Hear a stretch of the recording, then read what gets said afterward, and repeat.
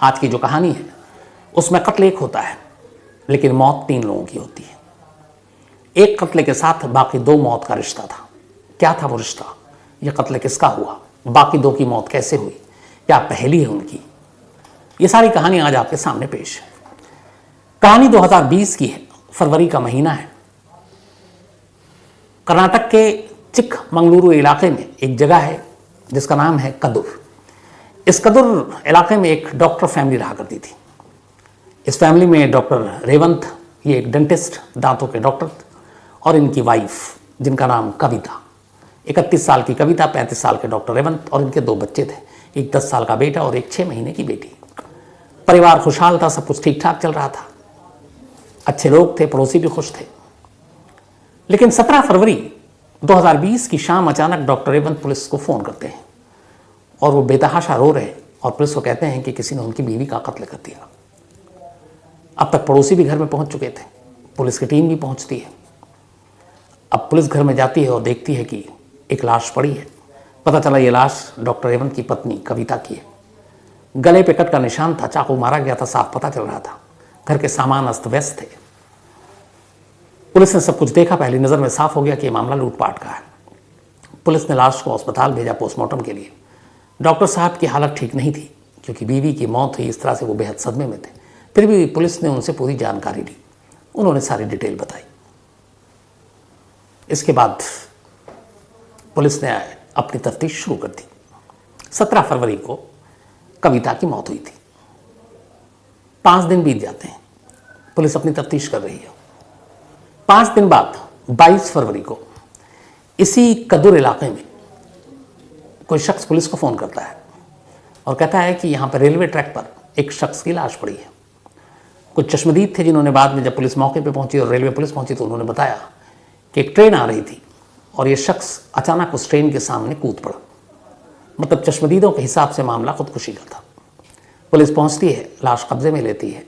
लाश की शिनाख्त होती है डॉक्टर रेवंत के तौर पर, वही डॉक्टर रेवंत जिनकी वाइफ कविता की मौत 5 दिन पहले हुई थी। अब पुलिस लाश को अपने कब्जे में लेती है। लाश के साथ जेब से मोबाइल फ़ोन बरामद होता है। पुलिस उस मोबाइल को चेक करती है। एक आखिरी कॉल जिस पे था, आमतौर पर यही होता है, मोबाइल में लास्ट कॉल पे पुलिस या जो भी हो, अननोन अगर कोई इस तरह मिलता है तो कॉल करता है। तो एक आखिरी कॉल किया था डॉक्टर रेवंत ने, नाम लिखा था मोबाइल पर, नाम के साथ वो मोबाइल नंबर सेव था। नाम था हर्षिता सुदर्शन। पुलिस ने उस लास्ट कॉल पे कॉल कर दिया। पुलिस ने जब लास्ट में कॉल किया तो उधर से उस वक्त कोई जवाब नहीं मिला। पुलिस ने कहा थोड़ी देर के बाद करते हैं। अब इसके बाद भी उधर से कॉल नहीं आ रहा है। फिर पुलिस ने कहा कि चलो एक काम करते हैं, अपनी एक टीम भेजते हैं, ये जो लास्ट कॉल है इसके पते पे। अब ये जो फ़ोन नंबर था और जो ये पता था ये बेंगलुरु का था, बेंगलुरु के RR नगर का। अब पुलिस की टीम रात को ही निकलती है, शाम को ये मौत हुई थी। पुलिस की टीम RR नगर पहुंचती है, इस नंबर का जो पता था हर्षिता का, उस घर पहुंचती है। बट वहाँ पुलिस पहुंचती है तो देखती है कि यहाँ तो ऑलरेडी भीड़ लगी हुई है। पता चलता है कि हर्षिता नाम की जो महिला जिसकी तलाश में पुलिस गई थी वहाँ, उसने पंखे से फंदा लगाकर खुदकुशी कर ली है। अब ये खबर जब चिकमंगलुरु पहुंची तो पुलिस परेशान, हैरान। एक साथ एक कत्ले के बाद 2 अलग अलग मौत। पहले डॉक्टर जो रेवंत है उनकी पत्नी का, कविता का, फिर खुद डॉक्टर रेवंत की लाश रेलवे ट्रैक से, और उसके बाद एक बेंगलुरु में हर्षिता नाम की लेडी की लाश, जिसको लास्ट कॉल डॉक्टर रेवंत ने किया था। अब सवाल ये कि इन तीनों कत्ल का, या तीनों मौत का बल्कि कहें, 2 तो इसमें खुदकुशी है अभी तक, आपस में क्या रिश्ता, कनेक्शन। अब पुलिस ने तफ्तीश करनी शुरू की। ऑलरेडी पुलिस डॉक्टर रेवंत की पत्नी कविता जो मामला था कत्ल का, उसकी जांच कर रही थी। पुलिस ने डॉक्टर रेवंत के सारे बयान जो उन्होंने स्टेटमेंट दिए थे 5 दिन के अंदर अंदर अपनी पत्नी की मौत के बाद, वो निकाले, पढ़े। फिर इसके बाद IO से बात हुई तो पता चला कि जब डॉक्टर कविता की पोस्टमार्टम रिपोर्ट आई तो उसमें एक बड़ी अजीब चीज़ लिखी थी। उसमें लिखा था कि कत्ल जो हुआ है वो तो गहरे चोट और खून बहने की वजह से हुआ और गले पे मार था, लेकिन उनके शरीर पर पेट के नीचे 2 स्पॉट टाइप के मिले और वो 2 ऐसे थे जहाँ पे शायद इंजेक्शन दिया गया था। और जो उसके बाद उस रिपोर्ट में सामने आई, पोस्टमार्टम रिपोर्ट में, ये वो थी कि जो इंजेक्शन थे दोनों, ये शायद एनेस्थीसिया का था। अब पुलिस ने डॉक्टर साहब के बयान को फिर से पढ़ना शुरू किया, जो डॉक्टर रेवंत ने अपनी पत्नी की मौत के बाद दिया। तो उन्होंने जो पुलिस को बयान दिया था वो ये था कि वो उस दिन दोपहर करीब 1-2 बजे निकले घर से और फिर शाम को लौटते हैं तो देखते हैं कि घर में बीवी की लाश पड़ी है, बेटी उसके पास है और सामान बिखरे पड़े थे। उसके बाद उन्होंने घर की अपनी तलाशी ली तो जेवर और कुछ और चीज़ें और कैश, करीब 4 लाख रुपए के कुल सामान गायब थे। तो ये काम लुटेरों का है। अब ये उनके बयान है। तो पुलिस ने भी ये माना कि लुटेरों ने कत्ल किया है। पुलिस ने अपनी तफ्तीश की, लेकिन अब तफ्तीश जैसे जैसे आगे बढ़ी उसमें कई चीज़ें निकलकर सामने आई। पहली, ये जो 2 इंजेक्शन लगाए गए थे, अगर ये लुटेरों का काम है तो लुटेरे जो आते हैं वो सीधे कत्ल करते हैं। वो इतनी बारीकी से ध्यान नहीं रखते कि ये करें और ये ना करें। उस घर से कोई फिंगरप्रिंट्स नहीं मिले। इसका मतलब है जो भी कातिल है उसने बड़ी होशियारी से दस्ताने भी पहन रखे, अपने पैर के भी निशान नहीं छोड़े। लुटेरा और बाहर से जो आएगा वो इतना ख्याल नहीं रखता है, वो अचानक सब कुछ करता है। तीसरा, पोस्टमार्टम रिपोर्ट में जो कविता की मौत का वक्त था वो था 3:30 से 4:30 के दरमियान दोपहर, 17 फरवरी। इस टाइमिंग ने भी चौंकाया। क्यों, आगे बताएंगे। और इसके अलावा 5वां, पुलिस ने डॉक्टर रेवंत के घर के आसपास के तमाम सीसीटीवी फुटेज को जब खंगाला तो खुद पुलिस भी चौंक गई। अब ये 4-5 चीज़ें ऐसी थीं कि पुलिस को एक चीज़ का यकीन हो गया कि कातिल कहीं बाहर से नहीं आया, कातिल घर का है। अब घर में सिर्फ 4 लोग, डॉक्टर रेवंत, उनकी पत्नी कविता, 10 साल का बेटा, 6 महीने की बेटी।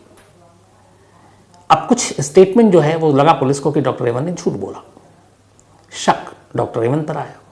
पुलिस ने कहा कि चलो बीवी की मौत हुई है, सदमे में है, थोड़ा वक्त देते हैं। 3 दिन बीत गए थे।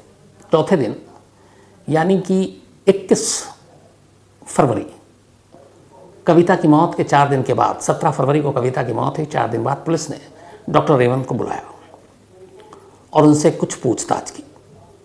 पुलिस ने उनके सामने कुछ फैक्ट्स रखे। उन्होंने कहा कि आप फिर से जो भी याद है आप 17 फरवरी की घटना सुनाएं। डॉक्टर रेवंत ने पूरी घटना सुनाई। उन्होंने कहा कि मैं 17 फरवरी को दोपहर घर से निकला, अपने बेटे को स्कूल लेने गया, बेटे को स्कूल लेकर घर आया और फिर गाड़ी में बैठकर मुझे कुछ ज़रूरी काम था, मैं चला गया। बेटे ने स्टेटमेंट दिया कि हाँ पापा ने सही कहा, लेकिन उसने कहा कि जब मैं घर आया तो मुझे मम्मी दिखाई नहीं दी थी। बेटे ने एक और चीज़ बताई। उसने कहा आज से पहले यानी 17 फरवरी से पहले कभी पापा स्कूल मुझे लेने नहीं आए। अक्सर दोपहर को स्कूल की छुट्टी के बाद मेरी मम्मी ही मुझे लेने आती थी। आज पहली बार मैं खुद चौंक गया जब पापा को देखा। तो पापा क्यों गए, मम्मी क्यों नहीं गई। दूसरा, जो डॉक्टर साहब का बयान था उसमें यह था कि वो 2:30 बजे से पहले निकले घर से और फिर शाम को आए करीब 5, 5:30 के बाद, और इसी दरमियान में सब कुछ हुआ। लेकिन पोस्टमार्टम रिपोर्ट में बताया कि 3:30 से 4:30 के दरमियान कत्ल हुआ। नंबर 2, जो सीसीटीवी फुटेज है उसमें दोपहर 2:30 से लेकर 7 बजे के दरमियान डॉक्टर रेवंत के अलावा उस घर में न कोई और आया और न गया, कोई बाहरी शख्स नहीं था। सीसीटीवी कैमरा सही जगह पे लगा हुआ था। तो अब ये था कि कोई बाहर से आया नहीं तो कत्ल क्यों करेगा। बेटे का मां को ना देखना, पापा का स्कूल लेने जाना, अब ये सारी चीज़ें पुलिस को परेशान करने लगी। डॉक्टर साहब से उन्होंने उस दिन ये पूरा स्टेटमेंट लिया, पूछताछ की और फिर कहा ठीक है अब आप अगले दिन आइएगा, यानी 22 फरवरी को। अब डॉक्टर रेवंत को 22 फरवरी को जाना था पुलिस के पास। पुलिस इंतज़ार कर रही है, पर डॉक्टर रेवंत 22 फरवरी को पुलिस स्टेशन नहीं पहुंचते। वो सीधे इसी कदूर इलाके में एक रेलवे ट्रैक पर पहुंच जाते हैं और ट्रेन के सामने जाकर छलांग मार देते हैं। कोई सुसाइड नोट नहीं, कुछ नहीं, उनकी जान चली जाती है। अब पुलिस की इंट्रोगेशन और पुलिस का जो शक है अभी तक दुनिया को पता नहीं, ना पड़ोसी को, ना रिश्तेदार को, इवन ना कविता के घर वालों को। अब कविता के घर वाले, कविता के भाई, उनके माँ बाप ये सोच रहे हैं कि जो डॉक्टर रेवंत हैं वो अपनी बीवी की मौत से इतने सदमे में थे कि उन्होंने खुदकुशी कर ली। जिसने भी सुना उन्हें और भी ज़्यादा अफसोस हुआ, पड़ोसियों को भी, कि एक पत्नी की मौत के बाद पति ने सदमे में खुदकुशी कर ली। अब इधर पुलिस की तफ्तीश कुछ और कह रही है और पुलिस ने अभी तक इसका खुलासा नहीं किया है। अब मौत हो गई, पुलिस ने जब मोबाइल बरामद किया तो उसमें आखिरी नंबर जो डायल था वो देखा हर्षिता का है। अब हर्षिता की तलाश में बेंगलोर पुलिस पहुंची तो पता चला कि कुछ देर पहले हर्षिता ने भी खुदकुशी कर ली। तो अब सवाल ये था कि कविता के कत्ल, डॉक्टर रेवंत की खुदकुशी और बेंगलोर में बैठी हर्षिता की खुदकुशी के आपस में क्या रिश्ते थे। तो इन रिश्तों का जवाब पहली नज़र में तो पुलिस को डॉक्टर रेवंत के मोबाइल ने ही दे दिया। 22 फरवरी को सबसे ज़्यादा कॉल लगातार डॉक्टर रेवंत ने हर्षिता को किया था। शाम को आखिरी बार उन्होंने जो लास्ट कॉल किया और उसी वक्त ट्रेन के आगे छलांग लगा दी, और उसके कुछ घंटे के बाद बेंगलोर में हर्षिता फांसी के फंदे से झूल जाती अपने घर में। अब क्यों? तो इसके बाद जब तफ्तीश हुई तो पूरी कहानी सामने आई। हालांकि हर्षिता के सुसाइड नोट ने भी इस कहानी को खोलने में मदद की। हर्षिता ने बेंगलोर में जब खुदकुशी की तो उसने खुदकुशी के पहले एक सुसाइड नोट लिखा और लिखा कि मैं अपने पति से परेशान हूँ, मेरा पति मुझे बहुत तंग करता है और इस वजह से मैं सुसाइड कर रही हूँ, मेरी मौत के लिए मेरा पति जिम्मेदार है। अब जब ये सुसाइड नोट मिला, बेंगलोर की पुलिस पहुंची आर नगर की, तो उसने इस सुसाइड नोट की बिना पर हर्षिता के पति, जिसका नाम सुदर्शन है, उसको गिरफ्तार कर लिया। लेकिन सुदर्शन ने उधर कुछ और कहानी सुनाई। उसने कहा कि हाँ, हमारी मियाँ बीवी में झगड़ा होता था, लेकिन उसकी मैं मौत के लिए जिम्मेदार नहीं हूँ। तो पुलिस ने पूछा क्यों झगड़ा होता था? उसने कहा कि असल में मेरी बीवी का एक डॉक्टर के साथ अफेयर चल रहा था और मुझे ये बात मालूम थी और मैं उसे अक्सर टोकता था और इस बात पे वो लड़ती थी। तो उसने उस डॉक्टर का नाम बताया। वो डॉक्टर कोई और नहीं, डॉक्टर रेवंत था। अब ये बात बेंगलोर की पुलिस ने चिकमंगलुरु पुलिस से कंफर्म किया कि कोई आपके यहाँ ऐसे डॉक्टर रेवंत हैं, कोई ऐसा कत्ल हुआ है। बेंगलोर, इधर चिकमंगलुरु की जो पुलिस है वो भी चौंक गई कि ये क्या बात है। तो फिर दोनों पुलिस आपस में मिली, जो उधर के इनपुट थे, जो इधर के इनपुट थे, वो सारी चीज़ें, फिर फ़ोन डिटेल, फिर बयान, और उसके बाद पूरी कहानी साफ हुई। कहानी ये कि डॉक्टर रेवंत की शादी करीब 12 साल पहले, 11 साल पहले हुई थी कविता से। दोनों के 2 बच्चे, एक 10 साल का बेटा, एक 6 महीने की बेटी। ये अपना कदूर में रहते थे, डेंटिस्ट थे, दांतों का इलाज करते थे।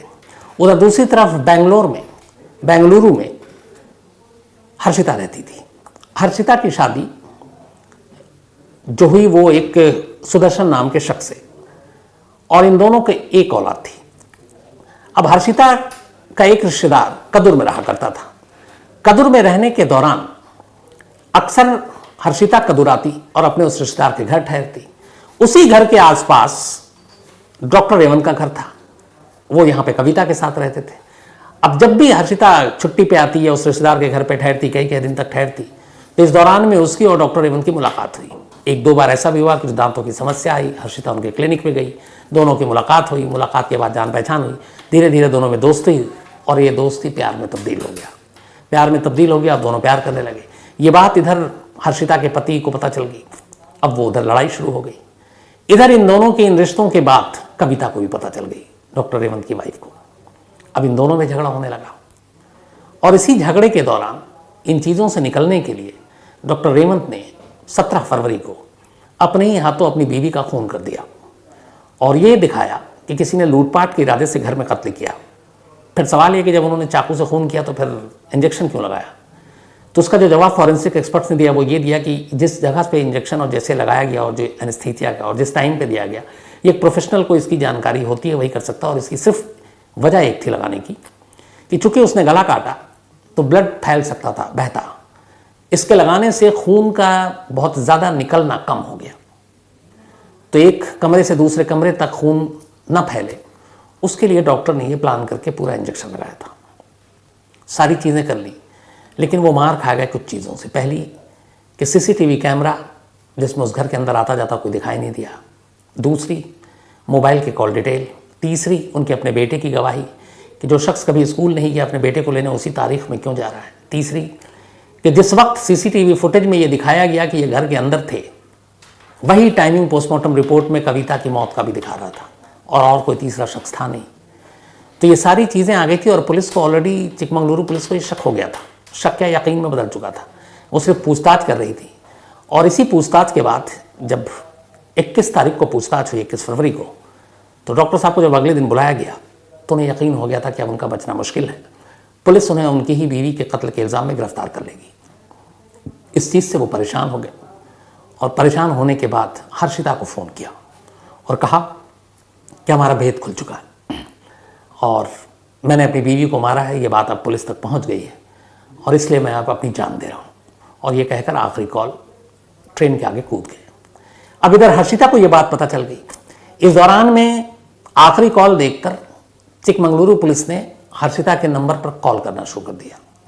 उसने जब कॉल करना शुरू किया तो हर्षिता को लग गया कि एक तो कविता की मौत, अब उसके साथ डॉक्टर रेवंत का रिश्ता, डॉक्टर रेवंत की खुदकुशी, उसके साथ उसका रिश्ता, अब पुलिस मुझे पकड़ लेगी। फिर उसे लगा कि सारे रिश्ते और सारी चीज़ें आम हो जाएंगी, खुल जाएंगी। हर्षिता घबरा गई और उसने रात करीब 12:30 बजे, उसी दिन जिस शाम को डॉक्टर रेवंत की मौत हुई खुदकुशी की, उसके अगले कुछ घंटे के बाद हर्षिता ने भी गले में फंदा डालकर अपने ही घर में खुदकुशी कर ली। और इस तरीके से एक कत्ल ने 3 लोगों की कुल जान ली। डॉक्टर कविता का कत्ल हुआ, लेकिन कातिल डॉक्टर रेवंत, खुदकुशी, जिसकी वजह से जिस रिश्ते की जड़ में ये सारी चीज़ें हुई, उस हर्षिता ने भी की खुदकुशी। तो ये कहानी बेंगलोर की। अब इसमें कुल मिलाकर ये है कि कत्ल तो हुआ, लेकिन इससे पहले कि कातिल को पुलिस पकड़ पाती, उसने खुद अपनी जान ले ली। जिस कातिल के साथ जो मोटिव और सारी बाकी चीज़ें थी उस तक पुलिस पहुंचती और उससे कुछ बयान दर्ज करती और नए खुलासे करती, उसने भी अपनी जान दे दी। तो कविता के कत्ल का केस बिना किसी आरोपी के गिरफ्तारी, बिना किसी मुकदमे, बिना किसी सुनवाई, बिना किसी ट्रायल के हमेशा हमेशा के लिए ख़त्म हो गया, क्योंकि इसमें कोई है ही नहीं। कविता का कत्ल हुआ, कातिल ने अपनी जान दे दी, कातिल की जो सहयोगी है उसने भी अपनी जान दे दी, तो इसमें अब कोई आरोपी नहीं है, इसीलिए ये केस क्लोज हो गया। तो आज कहानी में इतना ही।